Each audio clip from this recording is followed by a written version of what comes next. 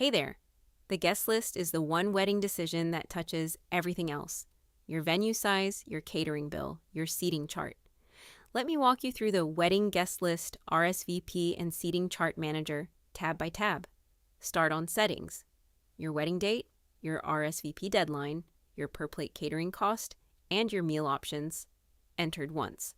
The guest list is the heart of it. One row per household with adults, kids, party size, side of the family, RSVP status, and meal choice.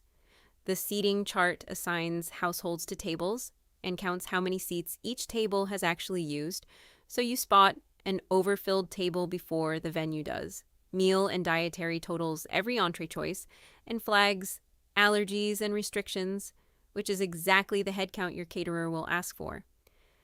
Thank you and gifts records what each household gave and whether the note has gone out, so nobody gets missed.